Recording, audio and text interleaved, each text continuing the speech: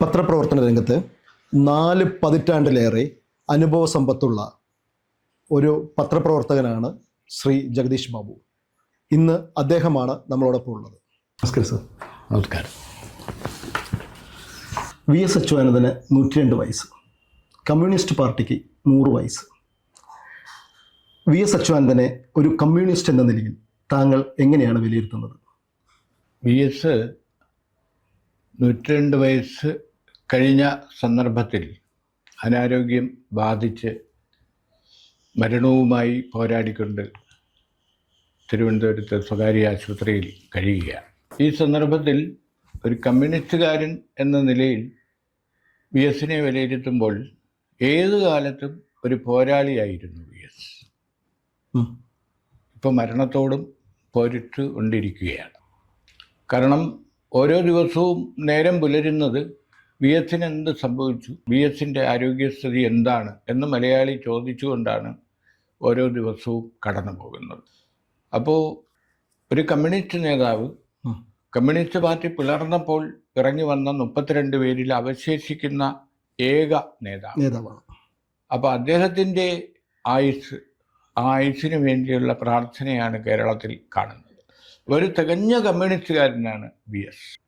തുടക്കം മുതൽ ഈ ഒരു നൂറ്റാണ്ട് കാലത്തെ VSൻ്റെ പ്രവർത്തനങ്ങൾ വിലയിരുത്തിയാൽ ഒരു ഘട്ടത്തിലും അദ്ദേഹത്തിൻ്റെ വിശ്വാസ പ്രമാണങ്ങൾക്കോ നിലപാടുകൾക്കോ ഒരു ചാഞ്ചാട്ടവും ഉണ്ടായിട്ടില്ല. താങ്കൾ പറഞ്ഞു 1964 പാർട്ടി പിളർന്നപ്പോൾ 32 പേര് അതിൽ നിന്നും പിരിഞ്ഞു വരികയും അതിൽ ഒരാൾ മാത്രമാണ് ജീവിച്ചിരിക്കുന്നതെന്നും അതിൽ ഒരാളാണ് നമ്മുടെ VS എന്നും പറയുകയുണ്ടായി. VS അച്യുതാനന്ദന് പാർട്ടി നന്ദികേട് കാണിച്ചിട്ടുണ്ടോ ഇല്ലയോ? താങ്കളുടെ ഒരു വിലയിരുത്തൽ എന്താണ്? VSനോട് CPM കൂറ് കാണിച്ചിട്ടുണ്ടോ എന്ന് ചോദിച്ചാൽ പല സന്ദർഭങ്ങളിലും VSനെ പാർട്ടി അവഗണിച്ചിട്ടുണ്ട്. പക്ഷേ എല്ലാ അവഗണനകളെയും എല്ലാ എതിർപ്പുകളെയും അതിജീവിക്കാനുള്ള ഒരു സിദ്ധി അദ്ദേഹത്തിനുണ്ടായിരുന്നു. അതുകൊണ്ടാണ് ഒരു പതിറ്റാണ്ട് കാലം സംസ്ഥാന സെക്രട്ടറിയായും പിന്നീട് പ്രതിപക്ഷ നേതാവായും LDF കൺവീനറായും ഒടുവിൽ മുഖ്യമന്ത്രിയായും ഒക്കെ VSന് എത്താൻ കഴിഞ്ഞത്.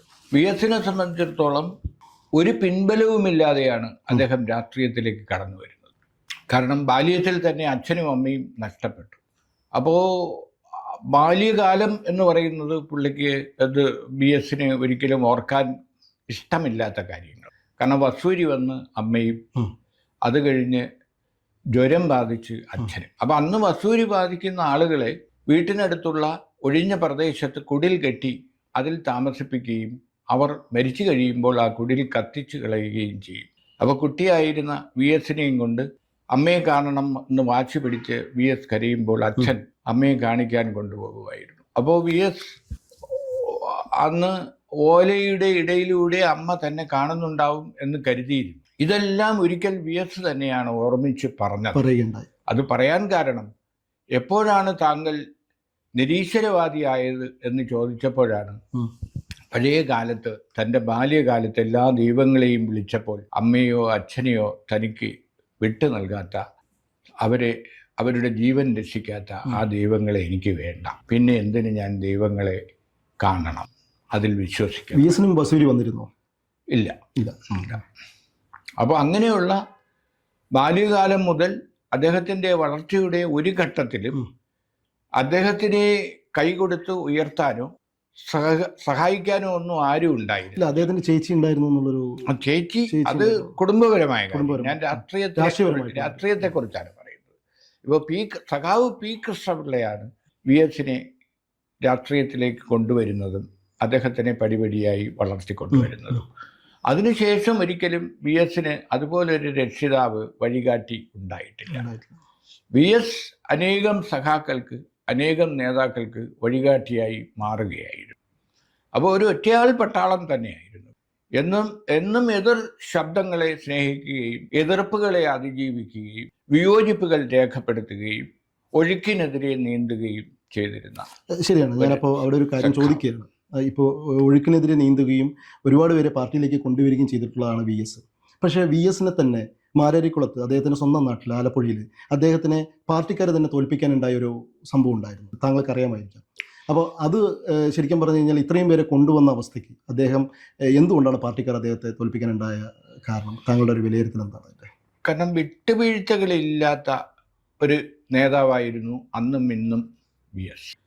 അപ്പോൾ വിട്ടുവീഴ്ചകൾ കാണിക്കുന്ന നേതാക്കളോട് സമരസപ്പെട്ടു പോകാൻ എല്ലാവരും തയ്യാറാവും. പക്ഷേ വെട്ടൊന്ന് തുണ്ടം രണ്ട് എന്നുള്ള നിലയിൽ കർശനമായ നിലപാടുകളും കർക്കശമായ പ്രവർത്തന രീതികളും ഉണ്ടായിരുന്ന VSനെ ആദ്യകാലത്ത് പലർക്കും ഇഷ്ടമായിരുന്നില്ല, പാർട്ടി നേതാക്കൾക്ക്. അതിൽ നേതാക്കൾ എന്ന് പറയുമ്പോൾ EMS ഉൾപ്പെടെയുള്ള ആളുകൾ വരും. കാരണം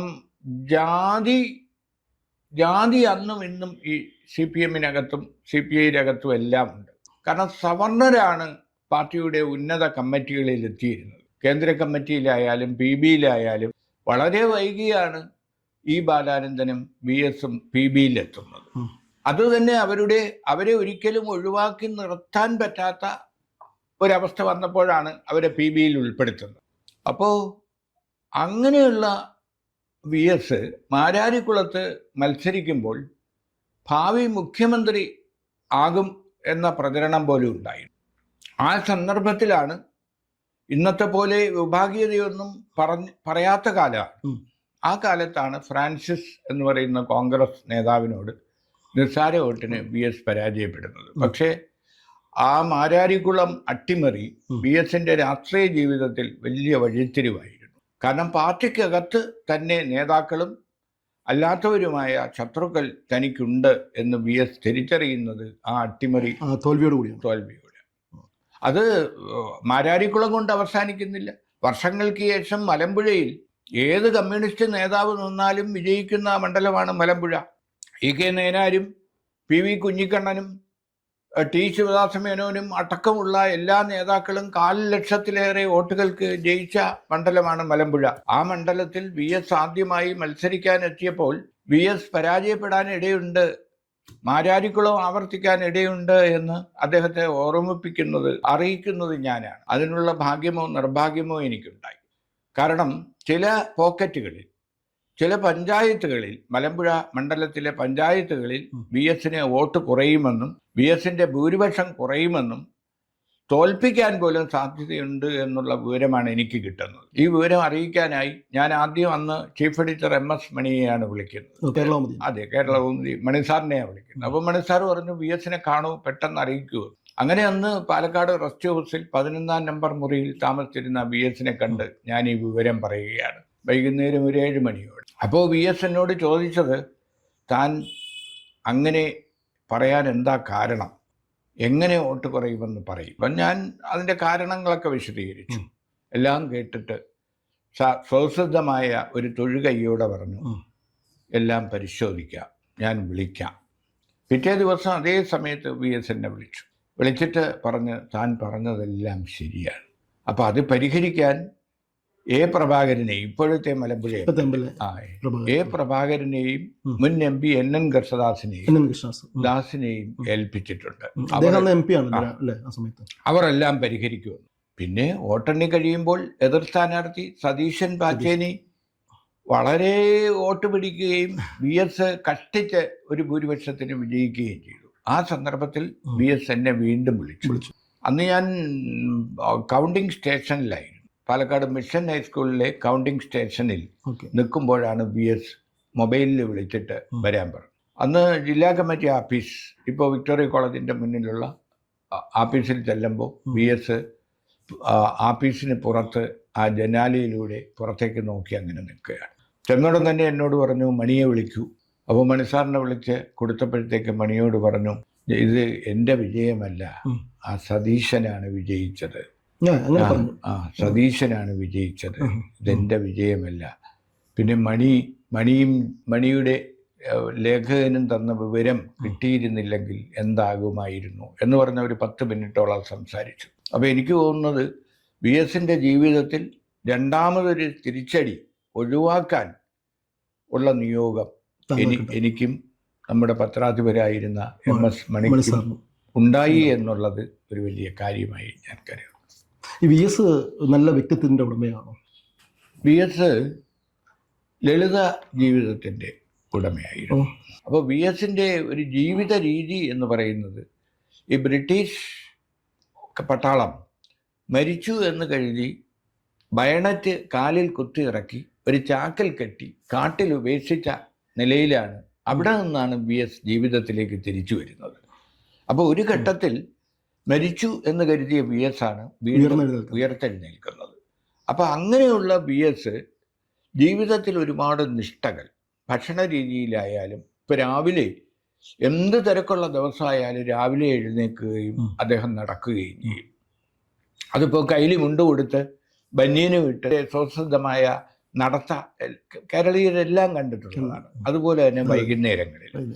പിന്നെ ആരോഗ്യം ഉണ്ടായിരുന്ന സമയത്ത് മുഴുവൻ അദ്ദേഹം ശീർഷാസനത്തിൽ നിൽക്കും. അത് ഈ ചെറിയ പ്രായത്തിലുള്ള കുട്ടികൾക്ക് മാത്രം ചെയ്യാവുന്ന കാര്യമാണ്. പക്ഷേ അസുഖം ബാധിക്കുന്നത് വരെയും വി എസ് ആ വ്യായാമം പരിശീലിച്ചിരുന്നു. അതുപോലെ തന്നെ അരിയാഹാരം, പ്രത്യേകതരം അരി ഈ ചിറ്റൂരിലെ ഒരു കർഷകനിൽ നിന്ന് കൊണ്ടുവന്നാണ് അദ്ദേഹം കഴിച്ചിരുന്നത്. അപ്പോൾ എല്ലാത്തിലും അദ്ദേഹത്തിന് നിഷ്ഠയുണ്ടായിരുന്നു. അതുപോലെ തന്നെ അദ്ദേഹത്തിൻ്റെ ജുബ്ബ, ആ ജുബ്ബ ആലപ്പുഴയിലെ ഒരു തയ്യൽക്കാരനായിരുന്നു അവസാനം വരെ ഇപ്പോഴും അദ്ദേഹത്തിനുള്ള വേഷങ്ങൾ തയ്യാറാക്കി കൊടുത്തിരുന്നത്. അപ്പോൾ എല്ലാ കാര്യങ്ങളിലും അദ്ദേഹത്തിന് ഒരു നിഷ്ഠയും ചിട്ടയും ഉണ്ടായിരുന്നു എന്നുള്ളതാണ്. 2015 ആലപ്പുഴ സമ്മേളനത്തിൽ നിന്നും വി എസ് അച്യുതാനന്ദൻ ഇറങ്ങിപ്പോയി. പക്ഷേ അദ്ദേഹത്തിനെതിരെ പാർട്ടി ഒരു നടപടിയും എടുത്തില്ല. KR ഗൗരിയമ്മയെയും MVR-നെയും പോലെയുള്ളവരെ പുറത്താക്കിയ പാർട്ടിയാണ് വി എസിനെതിരെ ഒരു നടപടിയും എടുക്കാതെ ഇരുന്നത്. എന്താണ് അങ്ങയുടെ വിലയിരുത്തൽ? ആലപ്പുഴ സമ്മേളനത്തിൽ നിന്ന് വി എസ് ഇറങ്ങിപ്പോയത് കമ്മ്യൂണിസ്റ്റ് പാർട്ടിയെ സംബന്ധിച്ചിടത്തോളം, CPM-നെ സംബന്ധിച്ചിടത്തോളം വലിയ ഒരു ഷോക്കായിരുന്നു. അവിടെ നിന്ന് ഇറങ്ങി ആലപ്പുഴയിലെ വീട്ടിലും പിന്നീട് തിരുവനന്തപുരത്തെ വസതിയിലുമെത്തിയ വി എസിനെ കാണാൻ യെച്ചൂരി അടക്കമുള്ള നേതാക്കൾ എത്തി, കോടിയേരി അടക്കമുള്ള നേതാക്കൾ എത്തി. അങ്ങനെ അദ്ദേഹത്തെ സാന്ത്വനിപ്പിക്കാനാണ് ശ്രമിച്ചത്. അപ്പോൾ ഈ വിഭാഗീയത ആരംഭിക്കുന്നത് മലപ്പുറം സമ്മേളനത്തോടെയാണ്. കാരണം പാലക്കാട് സമ്മേളനത്തിൽ EMS-നോടൊപ്പം EMS-ഉം BS-ഉം ഉൾപ്പെടെയുള്ള നേതാക്കൾ CITU നേതാക്കളെ വെട്ടിനിരത്തി. ലോറൻസിനെയും രവീന്ദ്രനാഥിനെയും അടക്കമുള്ള നേതാക്കളെ വെട്ടിനിരത്തി. ആ സമ്മേളനത്തിലാണ് ചടയൻ ഗോവിന്ദൻ പാർട്ടി സെക്രട്ടറി ആവുന്നത്. അപ്പോൾ ചടയൻ ഗോവിന്ദൻ പാർട്ടി സെക്രട്ടറിയായി വളരെ കഴിയും മുമ്പ് അദ്ദേഹത്തിന് അസുഖം ബാധിച്ച സന്ദർഭത്തിലാണ് പിണറായി വിജയൻ സെക്രട്ടറിയായി വരുന്നത്. അതാണ് പിണറായി വിജയൻ്റെ തുടക്കം. അപ്പോൾ പാലക്കാട് സമ്മേളനത്തിൽ BS-നോടൊപ്പം നിന്നിരുന്ന പിണറായി പിന്നീട് കാണുന്നത് അദ്ദേഹം BS-ൽ നിന്ന് അകന്നു പോകുന്നതും മറ്റൊരു ശക്തി കേന്ദ്രമായി മാറുന്നതുമാണ്. പിന്നീട് നടന്ന കോട്ടയം സമ്മേളനത്തിലായാലും മലപ്പുറം സമ്മേളനത്തിൽ വെട്ടി നിരത്തുക തന്നെയാണ് ചെയ്തത്. BS-ന് വേണ്ടി മത്സരിച്ച BS പക്ഷക്കാരായ എല്ലാവരെയും തോൽപ്പിച്ചുകൊണ്ടാണ് കോട്ടയം സമ്മേളനത്തിൽ ആധിപത്യം പിടിക്കുന്നത്.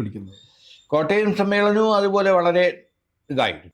ആലപ്പുഴ സമ്മേളനം, ആലപ്പുഴ പുന്നപ്പുറ വയലയാർ സമരനായകൻ കൂടിയായ BS ആ സമ്മേളനത്തിൽ നിന്ന് ഇറങ്ങിപ്പോയപ്പോൾ യഥാർത്ഥത്തിൽ അങ്ങനെ ഒരു സാഹചര്യം പാർട്ടി ഉണ്ടാക്കരുതായിരുന്നു.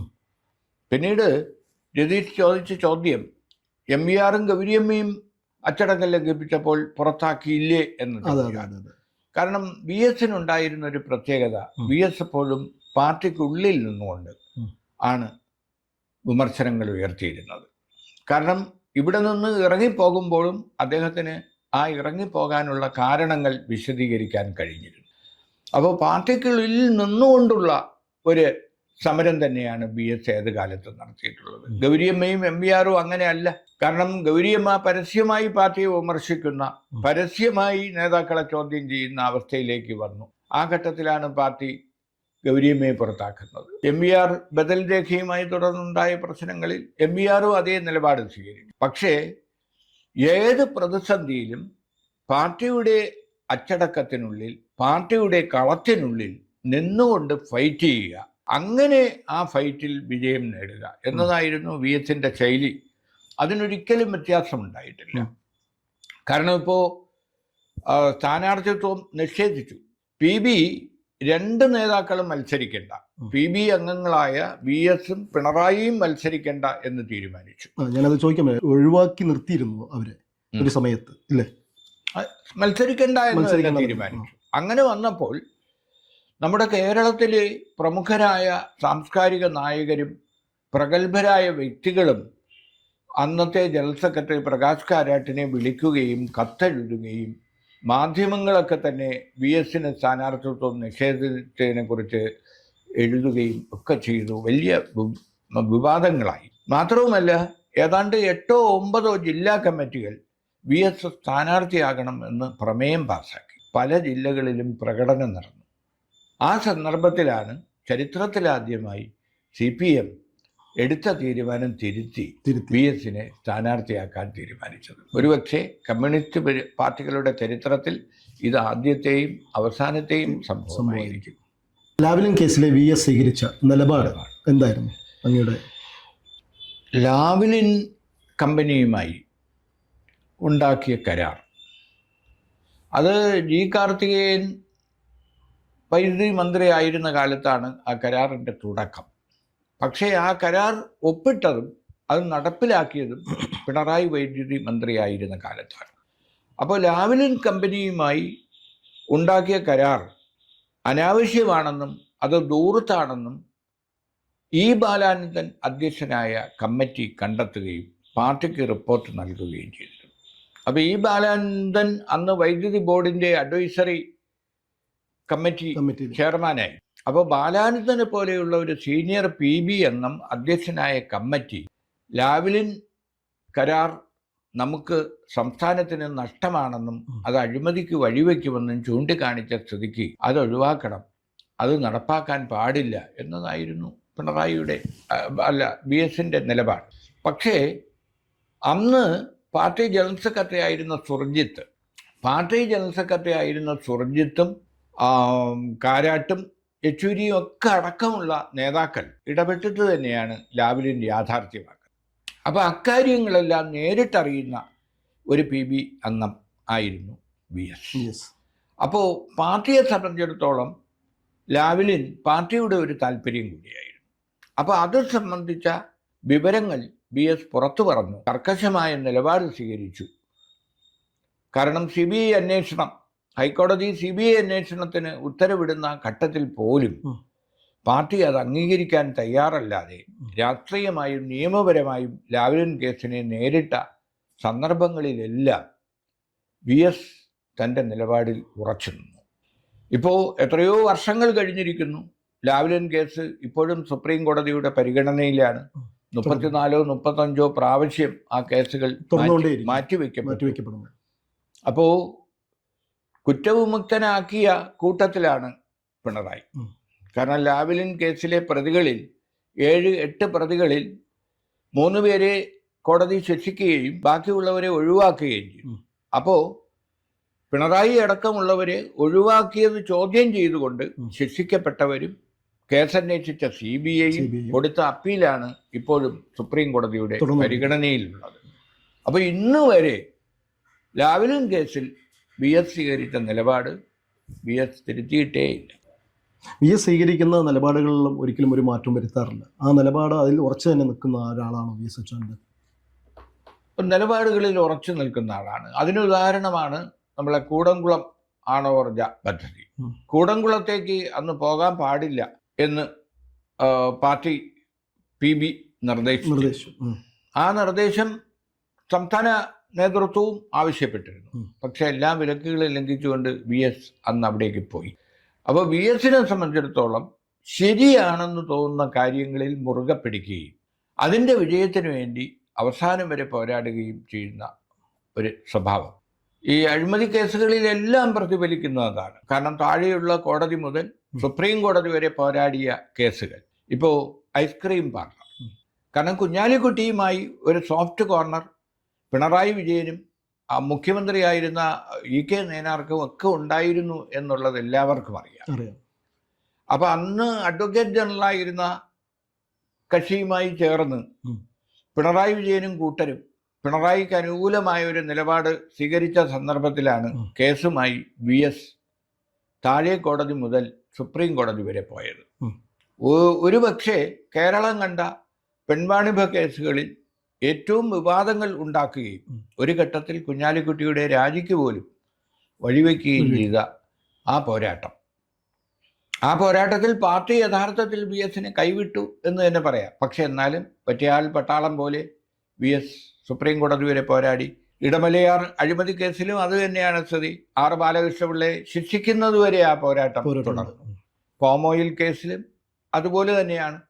കാരണം K കരുണാകരനെ പാമോയിൽ കേസ് പ്രതിപട്ടികയിൽ നിന്ന് ഒഴിവാക്കിയത് ചോദ്യം ചെയ്തുകൊണ്ട് ആ കേസ് അന്വേഷണം വേണ്ട എന്ന് UDF സർക്കാർ അധികാരത്തിൽ വന്നപ്പോൾ തീരുമാനിച്ചതിനെതിരെ VS സുപ്രീം കോടതി വരെ പോരാടി.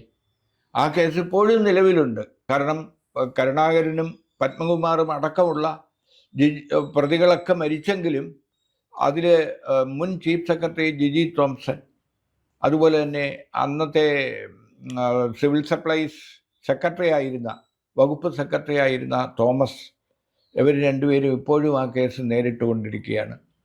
രണ്ടുപേർക്കും ഇതുവരെ പെൻഷൻ ആനുകൂല്യങ്ങൾ പോലും ലഭിച്ചിട്ടില്ല. അപ്പോൾ VS ഉയർത്തിക്കൊണ്ടുവന്ന പല അഴിമതി കേസുകളിലും മുഖം നോക്കാതെ അദ്ദേഹം കർക്കശ നിലപാടുകൾ സ്വീകരിച്ചിട്ടുണ്ട്. കൂടുതൽ വാർത്തകളും വിശേഷങ്ങളും നേരിട്ട് ലഭിക്കാൻ ജനങ്ങളിൽ നിന്ന് ജനങ്ങളിലേക്ക് ജനഭൂമി ന്യൂസ് സബ്സ്ക്രൈബ് ചെയ്യൂ. ബെൽ ബട്ടൺ അമർത്താനും മറക്കരുത്.